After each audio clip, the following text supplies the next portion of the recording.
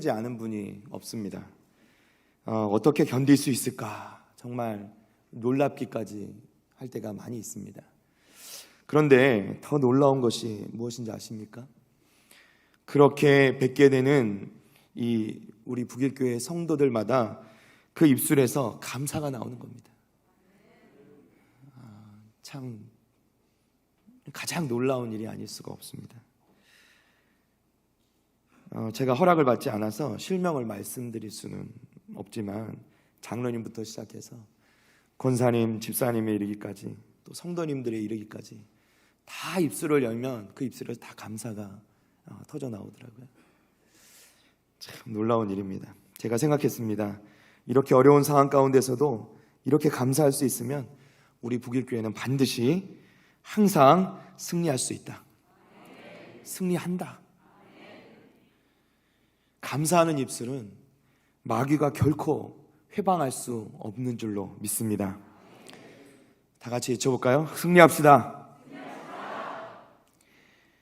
오늘 본문이 되는 이 디모데후서의 말씀은 말세 때 어떠한 현상들이 우리 가운데 나타나게 되는가에 대해서도 보여주고 계시고, 또 특별히 여기서 우리가 이 말세 때를 어떻게 살아가야 되는지에 대해서 또한 우리에게 말씀해주고 계시는 말씀입니다. 여기서 말세라 함은 부활하신 주님께서 승천하신 후에 약속하신 것처럼 다시 이 땅에 오실 때까지의 시대를 말하는 것입니다. 이 세상에 살아가는 사람들을 보면 마치 이 세상이 영원할 것처럼 그렇게 살아가는 사람들이 있습니다. 또는 이 땅이 삶이라는 것이 전부인 것인 것처럼, 이 땅의 삶이 끝나면 그 이후에는 아무것도 없는 것처럼 그저 우리에게 주어진 이 땅의 삶을 즐기자, 누리자, 이렇게 살아가는 사람들도 너무나도 많이 있습니다. 그러나 사랑하는 성도 여러분, 성경은 분명히 우리가 사는 이 세상에 끝이 있다 말씀하십니다. 또한 그 끝이 난 이후에, 이 세상의 끝 후에는 그저 거기서 끝나는 것이 아니라 영원한 삶이 우리를 기다리고 있다라고 말씀해주고 있습니다. 우리에게 마지막 때가 가까워할 때 어떠한 현상들이 일어나게 될 것인가, 우리가 오늘 말씀을 통해서 살펴보고, 또 그리스도인으로서 이 말세의 시대를 어떻게 지혜롭게 살아가야 되는가 우리 좀 살펴보면서 은혜를 나누기를 원합니다. 오늘 말씀에 우리가 함께 읽지는 않았지만 디모데후서 3장의 1절 말씀을 보면 너는 이것을 알라 라는 말씀으로 이 사도 바울은 디모데를 향한 말씀을 시작하고 있습니다. 계속 저희가 새벽에도 이 말씀을 보고 있는데요, 디모데후서는 사도 바울이 감옥에서 쓴 옥중서신이며 그의 마지막 서신이기도 합니다. 동시에 그가 가장 사랑하고 아끼던 목회자 이 디모데에게 남긴 이 마지막 목회 서신이기도 하죠. 때문에 어찌 보면 여러분 마치 유언처럼, 우리가 마치 유서를 남기듯이 가장 중요한, 그리고 가장 사도 바울이 사랑하는 아들 디모데에게 남기고 싶었던 그 말씀을 담은 것이 이 디모데 후서이기도 합니다. 특별히 그 중에서 이 3장은 믿는 자들을 향한 이 말세에 대한 권면을 담고 있고요, 너는 이것을 알라 라는 이 말씀은 결국 간곡한 권면의 말씀이기도 하면서 동시에 강한, 우리를 향한 경고의 말씀이기도 한 것입니다. 바울 사도가 우리에게 뭐라고 말씀합니까? 너는 이것을 알라, 말세에 고통하는 때가 이르라, 이렇게 말씀하고 있습니다. 말세에 고통하는 때가 이른다고 우리에게 경고해주고 계십니다. 사실 여러분, 우리는 말세의 때에 살아가고 있습니다. 우리가 분명히 이것을 알아야 되는데요, 우리 주변에 일어나는 현상을 보면 그저 말세의 때가 아니라 말세 중에 말세 때에 살아가고 있습니다. 그만큼 우리가 깨어서 기도해야 되는 때이죠. 그런데 우리 주변을 둘러보십시오. 우리가 말세의 때라고 느낄 수 있는 것이 얼마나 됩니까? 우리 믿는 사람들은 그렇게 느끼지만 믿지 않는 사람들이 바라보면요, 이 세상은 엄청난 변화를 경험하고 있습니다. 특별히 우리나라 더욱더 그러하죠. IT 강국이라 부르면서 AI라고 불리는 인공지능으로 대표되는 그야말로 4차 산업혁명을 맞이하고 있습니다. 정말로 한 치 앞도 모르는 시대. 정말 어떻게 이 빨리 발전되는지 이 발전의 속도를요 우리가 따라가기도 힘들 정도입니다. 저도 웬만큼 뭐 전자장비나 이런 것들을 다룬다고 했었는데 요즘은 쫓아갈 수가 없더라고요. 그 정도로 빠르게 발전하고 너무나도 이렇게 높은 수준의 기술로 발전돼가는 세상. 어르신들의 말씀을 들으면 우리나라 참 살기 좋아졌다는 말씀 많이 듣습니다. 실제 그렇고요. 저희 목사님과 다니다 보면, 우리 담임 목사님과 다니다 보면 길도 너무 좋고 우리나라 뭐 길이 안 뚫린 것이 거의 없을 정도로 너무 편하지 않습니까? 안 갈 수, 뭐 가지 못할 곳이 없고 어디든 좋은 곳은 다 갈 수 있고, 정말 그야말로 과학의 발전과 이 문명의 발달로 말미암아서 정말로 풍요로워진 세상에 살고 있는 것이 우리의 현실입니다. 그럼에도 불구하고 성경은, 또 사도 바울은 우리에게 이 말세 때, 우리에게 말세를 살아가는 우리에게 이 말세 때에 고통하는 때가 이른다 이렇게 말씀하고 있습니다. 도대체 왜 고통하는 때가 된다고 말씀하신가? 이는 육적으로는 풍요로워져도 영적으로는 고통하는 시대가 되었다라는 것입니다. 우리가 육적으로는 많이 누리고 풍요롭게 살지만 영적으로는 그만큼 이 영적인 이 영성을 지켜나가는 삶을 살아가기가 더 어려운 시대가 되어버렸다라는 말씀입니다. 왜 그럴까? 계시록 12장 12절 말씀에 보면 이렇게 말씀합니다. 그러므로 하늘과 그 가운데 거하는 자들은 즐거워하라. 그러나 땅과 바다는 화 있을진저. 이는 마귀가 자기의 때가 얼마 남지 않은 줄을 알므로 크게 분내어 너희에게 내려갔음이라 하더라. 아멘. 어떻게 해요? 마귀가 자기의 때가 이제 얼마 남지 않았음을 알고 주님이 다시 오실 때에 마귀는 완전히 패배하고 주님께서 이제 완전한 승리를 선포하실 것이기 때문에 그것을 아는 마귀가 이 때가 가까웠음을 알고 이 땅에 내려와서 이 땅에 있는 성도들을 그냥 두지 아니하고 이 땅에 있는 성도들을 영적으로 괴롭히고 흔드는 시대가 이 말세의 때라고 우리에게 말씀해주고 계시는 것입니다. 그야말로 말세는 어떠한 시대냐? 사단이 자기의 때가 얼마 남지 않은 줄을 알고 발악하는 시대가 바로 이 말세의 때라는 것입니다. 그래서 우리가 믿는 성도로서 이 땅에 또 이 시대에 살아가는 것이 그만큼 어렵다는 말씀을 하고 계시는 것입니다. 또 여기서 특별히 고통하는 이라고 표현하는 이 해당하는 원어가 이 칼레포스라는 단어인데요. 이 단어가 성경의 다른 데서 사용된 것을 좀 찾아보았더니 어떠한 의미냐면 비참하다, 지독하다, 참을 수 없다 이런 뜻도 가지고 있고요.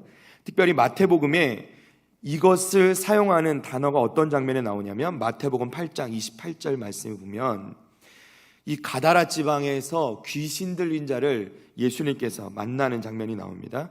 예수님께서 이 가다라 지방에 귀신 들린 자를 만나는데 그 귀신 들린 자들이 이 귀신 들린 자들에 대해서 표현하면서 뭐라고 표현하냐면 그들은 몹시 사나워 아무도 그 길로 지나갈 수 없을 지경이었다 이렇게 말씀합니다. 여기서 그들이 귀신 들려서 몹시 사나웠다라고 표현하는 이 몹시 사나워에 해당하는 단어가 바로 이 칼레포스라는 단어입니다. 고통한다라는 단어와 이 몹시 사납다는 단어가 동일한 단어라는 것입니다. 제가 이 디모데후서 3장 말씀을 오늘 본문 말씀을 보면서 이 디모데후서 3장 1절 말씀에 고통한다라고 표현할 때 이 앞뒤 구절을 말씀을 읽어보니까 잘 통하지 않는데 이 말씀을 끌어와서 몹시 사납다는 이 뜻을 여기다 담았더니 이 말씀이 좀 이해가 가기 시작합니다. 우리 한번 볼까요? 이 디모데후서 3장 1절 말씀을 의미를 중심으로 바꾸면 말세의 사람들이 몹시 사나워지는 때가 이른다는 말씀입니다. 제가 주장하는 것이 아니고 이 정통한 신학자들의 해석에 따르면 그렇다는 것입니다. 자, 그렇게 하면 그 뒤에 나오는 말씀들이 조금 이해가 갑니다. 말세가 되면 사람들이 몹시 사나워지는 때가 되는데 그 사나워지는 모습이 어떤가 하면 우리 2절, 3절, 4절 말씀 다 같이 한번 보겠습니다. 2절부터 4절까지 말씀 봅니다. 다 같이 한번 천천히 읽어보겠습니다. 사람들이 자기를 사랑하며 돈을 사랑하며 자랑하며 교만하며 비방하며 부모를 거역하며 감사하지 아니하며 거룩하지 아니하며 무정하며 원통함을 풀지 아니하며 모함하며 절제하지 못하며 사나우며 선한 것을 좋아하지 아니하며 배신하며 조급하며 자만하며 쾌락을 사랑하기를 하나님 사랑하는 것보다 더하며. 이해가 가십니까? 마치 귀신 들린 자가 사나워지는 것처럼 이 말세에 따라가는 이 세상을 살아가는 사람들의 모습이 어떻게 사나워지냐 하면 이렇게 사나워지게 된다라는 것입니다. 특별히 이 말씀 중에서도요, 가장 먼저 나오는 게 뭐냐면 자기를 사랑하고 돈을 사랑하게 된다, 이렇게 말씀합니다. 사람들이 자기와 돈을 제일 사랑하게 된다는 것입니다. 언제요? 말세의 때가 되면.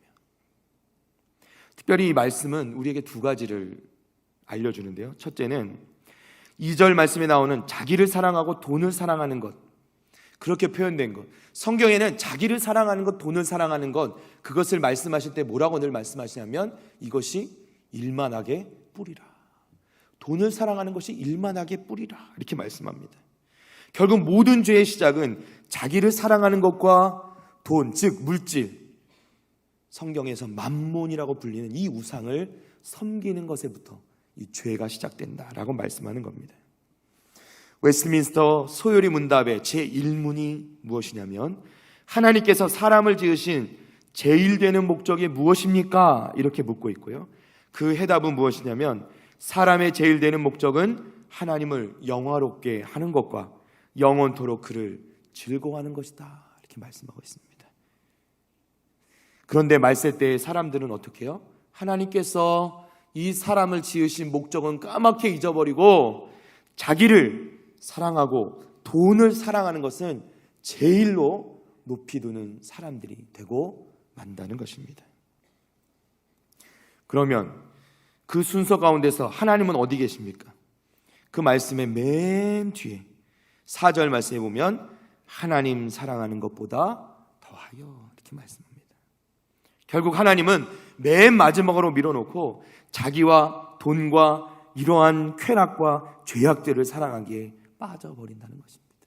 그것이 말세 때의 사람들이라는 것이죠. 또한 두 번째로 이 구절이 의미하는 바가 무엇이냐면 하나님 사랑하는 보다 더하다라는 이 말씀에 우리가 알 수 있는 것인데요, 이는 이렇게 말세 때에 몹시 사나워지는 이 모습들이 하나님 사랑하는 것보다 더하다, 이렇게 말씀하는 것에서 우리가 알 수 있는 것처럼 믿지 않는 사람들 이야기가 아니라 누구의 이야기입니까? 믿는 사람들의 이야기라는 것입니다. 여러분, 우리가 이것을 잘 기억해야 합니다. 결코 지금 이 자기를 사랑하고 돈을 사랑하고 쾌락 사랑하는 이 모습이, 말세 때에 사랑하는 이 모습이 드러나는 것이 결코 믿지 않는 세상 사람들에게서 드러나는 말씀이 아니라, 모습이 아니라 하나님을 사랑한다 했던 사람들이, 결국 믿는 사람들이 이 말세 때가 되면 하나님 사랑하는 것보다 더 자기를, 돈을, 쾌락을 사랑하게 된다는 말씀입니다. 지금 사도 바울이 설명하는 이 말세 때에 귀신 들린 것처럼 사나운 모습들, 믿지 않는 사람들이 아니라 바로 믿는 우리의 모습이 될 수도 있다라고 사도 바울은 경고하고 계시는 것입니다. 사랑하는 성도 여러분, 우리는 깨어 기도해야 합니다. 왜냐하면 말세 때가 되면 우리도, 믿는 우리도 이렇게 빠질 수 있기 때문입니다.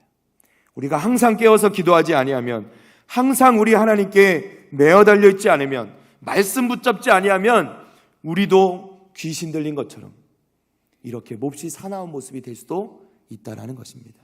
왜요? 마귀가 마지막 때가 가까웠음을 알고 끊임없이 우리 믿는 우리를, 성도들을 흔들고 있기 때문에.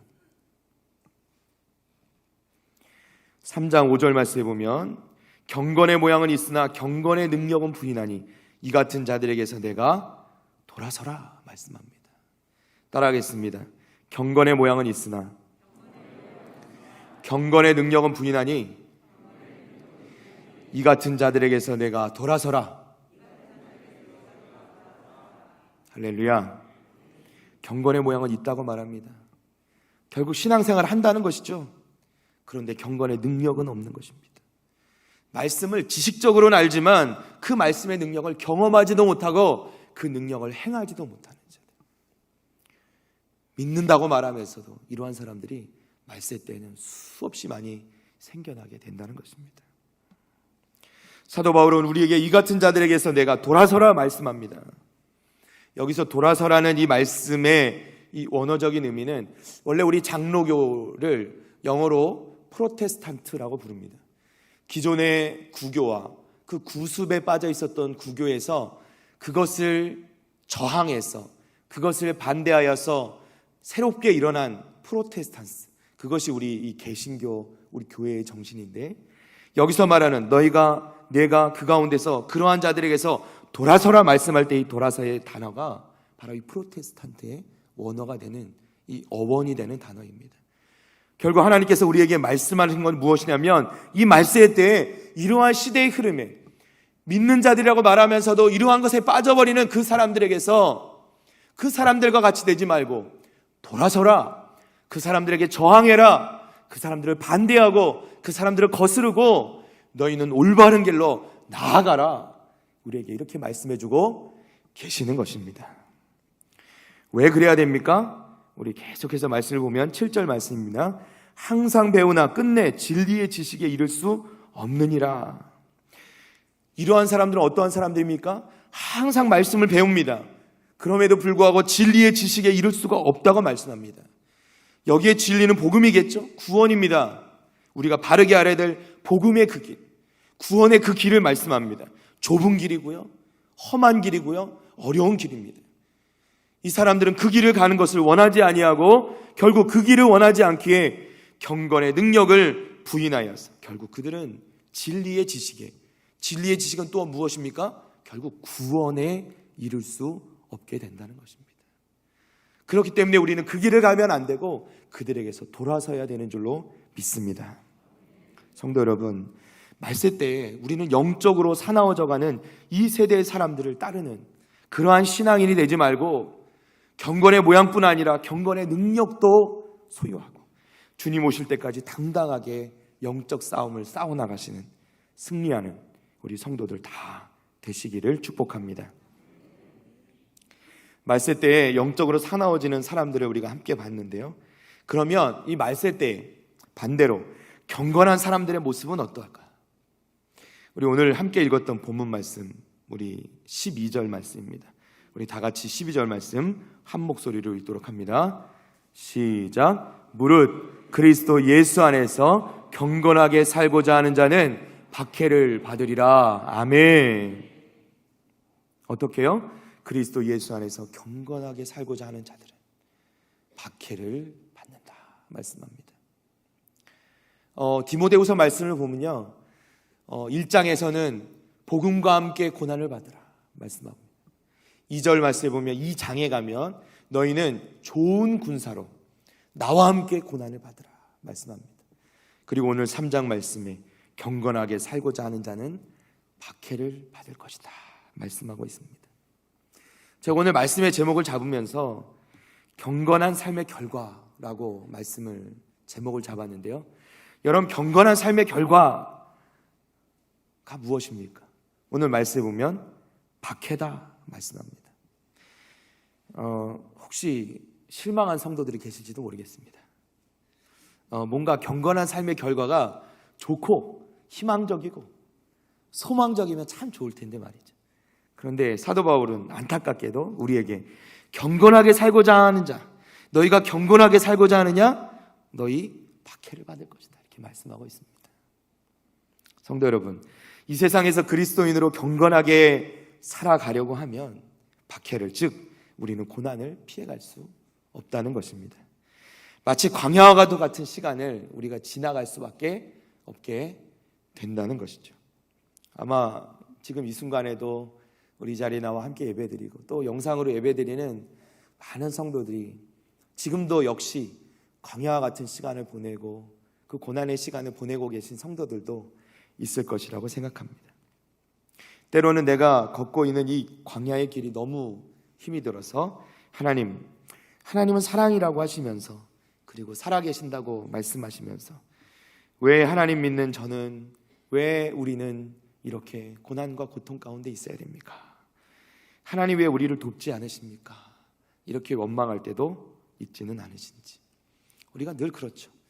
이런 어려움에 부딪힐 때마다 우리 가운데 이러한 의심과 또 하나님을 향한 질문이 나오게 되지 않을 수가 없는 것이죠. 많은 그리스도인들이 이 세상에서 당하는 고난을 마치 출애굽한 이스라엘 백성들이 광야를 지나는 심정과도 같다라고 고백을 합니다. 영적 삶은 고갈되고요, 우리 가운데 그렇게 풍성하게 넘치는 것 같았던 성령의 충만함들도 어느 순간 조금씩 줄어서 갈증을 느낄 정도로 고갈돼 버리는 그런 상황들, 외롭고 버림받은 느낌이 들 때도 있죠. 이 적막한 광야에 홀로 선 듯한 기분이 들기도 합니다. 도대체 끝이 보이지 않고 답도 보이지 않고 도대체 해결될 기미는 전혀 보이지 않는 이 광야 같은 이 삶 가운데 있을 때 우린 너무나도 답답함을 느끼게 되지 않을 수가 없습니다. 실제로 우리가 고난을 당하게 될 때 이 감정으로 말미암아 우리는 너무나도 자연스럽게 낙담하게 되고 절망하게 되고 저 어두운 나락으로 떨어져 버리는 우리의 모습을 경험할 때가 있다는 것입니다. 그런데 오늘 사도 바울은 믿는 우리에게 그리스도 예수 안에서 경건하게 살고자 하는 자는 박해를 받으리라, 이렇게 다시 한번 말씀해주고 계시는 것입니다. 사랑하는 성도 여러분, 그러면 오늘 말씀의 제목대로 경건한 삶의 결과가 무엇이냐? 그것은 박해다, 고난이다, 이렇게 적어야 될까요? 아니죠. 우리가 그렇게 적으면 안 됩니다. 정작 이 질문의 해답은 이 바로 앞절 말씀에 이 바울 사도의 고백에 그 답이 나오고 있습니다. 우리 앞절 말씀을 한번 볼까요? 10절과 11절 말씀 이어서 다 같이 한 목소리로 읽도록 하겠습니다. 나의 교훈과 행실과 의향과 믿음과 오래 참음과 사랑과 인내와 박해를 받음과 고난과 또한 안디옥과 이고니온과 루스드라에서 당한 일과 어떠한 박해를 받은 것을 내가 과연 보고 알았거니와 주께서 이 모든 것 가운데서 나를 건지셨느니라. 아멘. 자, 우리 사도 바울이 뭐라고 말씀합니까? 나의 교훈과 행실과 의향과, 그러니까 내가 했던 모든 것들, 내가 너희에게 가르친 모든 것들, 믿음과 오래 참음과 사랑과 인내와 그리고 박해를 받음과 고난과, 또한 이 박해를 받은 것과 고난을 어떻게 받았냐면 안디옥과 이고니온과 루스드라에서 당한, 정말 죽을 뻔한 적이 몇 번이나 되며 정말 수없이 매를 맞고 수없는 채찍과 고통과 고문을 당했다. 그의 경험들 네가 과연 보고 알았거니와. 디모데에게 하는 말씀이죠. 디모데는 이 모든 것을 들었고 또 함께하면서 그것을 눈으로 목도하고 너가 보았지 않느냐, 이렇게 말씀합니다. 그러면서 내가 이렇게 수많은 박해를 받았고 수많은 고통을 당하고 고난을 받았는데도 불구하고 네가 과연 보고 알았거니와, 이어서 나오는 말씀, 이 질문의 답이 되겠죠. 주께서 이 모든 것 가운데서 나를 건지셨느니라. 다 같이 따라해 보겠습니다. 주께서 이 모든 것 가운데서 나를 건지셨느니라. 아멘. 성도 여러분, 이것이 경건한 삶의 결과인 줄로 믿으시기를 바랍니다. 경건한 자의 삶을 살고자 하는 사람들에게는 박해가 옵니다. 고난이 찾아옵니다. 힘이 듭니다. 쉽지 않습니다. 때때로 포기하고 싶을 정도로 어려움과 힘든 것들이 우리를 절망하게 만들고 우리를 낙담하게 만들 때가 있습니다. 그러나 사도 바울의 고백처럼 우리가 잊지 말아야 할 것은, 아무리 어떠한 어려움과 고통과 고난과 박해가 있을지라도 그 가운데서 우리 주님께서는 우리를 건져 주실 것이라는 것입니다. 우리 가운데 계신 성령 하나님께서 우리와 함께 하시고 지금도 살아계시고 역사하시는 그 하나님께서 우리를 그냥 두지 아니하시고 우리가 그 한계점에 도달하는 그 순간에 하나님 우리를 건져 주신다는 것입니다. 이것이 경건한 삶의 결과인 것이죠. 그러한 구원함을, 나를 건져내시고 주님께서 나를 붙잡아 주시고 나를 구원하심을 경험하는 그것이야말로 진정한 경건한 삶의 결과인 것을 믿으시기를 바랍니다. 사랑하는 성도 여러분, 하나님께서 여러분을 반드시 건져내 주실 것입니다. 구원하실 것입니다. 그리고 이것이 바로 경건한 삶을 사는 사람들이 얻게 될 결과라는 것입니다. 이 땅에서 우리가 그리스도인으로서 경건하게 거룩하게 살아가는 것 쉽지 않습니다. 때때로 정말 포기하고 싶을 때가 있죠. 우리가 애를 쓰고 수고하는데 잘 안 됩니다. 잘 그것이 성공되지 아니하고 우리가 실패를 경험하게 될 때가 있죠. 그런데 믿는 우리는요, 우리 가운데 생명 되시고 우리 가운데 소망 되신 우리 하나님이 계시기 때문에 우리의 자세는 달라야 합니다. 우리의 자세는 믿는 사람들, 아니 믿지 않는 사람들은 포기할지라도 다 포기할 수 있는 상황에서 믿는 우리는 어떻게 해요? 포기하지 아니하고 우리는 더 시간을 드립니다. 더 노력합니다. 더 수고합니다. 그것을 이룰 때까지 합니다. 그러나 그럼에도 불구하고 이루어지지 않습니까? 그러면 그때는요, 우리 하나님의 은혜와 은총을 구하는 것이죠. 그때부터는 그 이상은 우리 주님의 은혜와 은총의 영역이 되는 것입니다. 우리는 거기까지 가야 하는 것이죠. 우리의 힘을 다하고 수고를 다하고, 세상 사람들은요, 그냥 그 정도면 됐어. 그 정도면 되는 거야. 좀 사람이 좀 쉴 때도 있고 사람이 좀 못할 수도 있지. 아니요, 우리 믿는 사람들은 하나님께서 말씀하셨기에 우린 그 거룩까지 나아가기 위해서 끊임없이 이 땅 가운데 믿음의 선한 싸움을 싸워 나가야 되는 줄로 믿습니다. 포기하지 않고 끝까지 힘을 다하고, 우리의 힘이 다하면 우리 주님의 은혜와 은총을 경험하면서 우리의 싸움을, 이 거룩한 싸움을 싸워 나가서 반드시 승리를 쟁취하는, 승리를 얻는 우리 성도들의 삶이 다 되시기를 축복합니다. 말씀을 정리합니다. 성도 여러분, 경건한 삶의 결과는 박해와 고난이 아닙니다. 경건한 삶의 결과는 박해와 고난이 아니라 그 모든 것 가운데서 우리를 건져내시는 그 주님의 그 건져내심과 구원하심을 경험하는 것이 경건한 삶의 결과입니다. 말씀드린 대로 그렇다고 우리가 뒷짐지고 주님이 어떻게 하시는가 보자 하는 것은 아닙니다. 믿는 우리는 믿지 않는 사람들보다 더 성실하게, 더 수고하여서, 더 힘을 다하여서 끝까지 더 열심히 믿음 생활하며 살아가야 되는 것이죠. 그러면서 하나님께 주시는 복을 누리고 우리가 어떠한 경우에도 포기하지 아니하고 강권적으로 역사하시는 그 주님의 은총과 은혜를 구해야 하는 것입니다. 이러한 주님의 건져내어 주심을 경험하는 믿음의 성도들 다 되시기를 축복합니다. 우리가 이러한 선한 싸움을 다 마치고 우리가 천국에 가게 될 때, 저는 늘 상상하는 게 그것이죠. 천국에 우리가 들어갈 때 우리 주님께서 우리를 두 팔별로 맞아주시고 저를 맞아주시고요, 저를 품에 콕 안으시면서 수고했다 아들아, 수고했다 아들아, 그 한마디 말씀, 그 말씀을 듣기 위해 저는 지금도 싸우고 달려갑니다. 우리 믿음의 성도들 끝까지, 아무리 이 땅에서의 삶이 아무리 힘들고 어려운 것이어도 그 한마디, 우리 주님께서 해주시는 그 한마디면 다 사라지지 않겠습니까? 이 땅의 그 모든 어려움이 다 잊혀지지 않겠습니까? 우리 사랑하는 성도 여러분, 이 땅에 아무리 어렵지, 답답한 이 세상 바라보지 마시고 우리 가운데 지금도 살아계셔서 지금도 우리를 돕고 계시고 우리를 악한 것들에서 건져주고 계시는 우리 주님만 바라보며 우리 한 주간의 삶도, 우리에게 맡겨진 사명을 넉넉히, 우리에게 맡겨진 삶을 넉넉히 살아내는, 승리하는 삶을 살아시는 우리 자랑스러운 부흥교회 성도들 다 되시기를 주님의 이름으로 축원합니다. 아멘.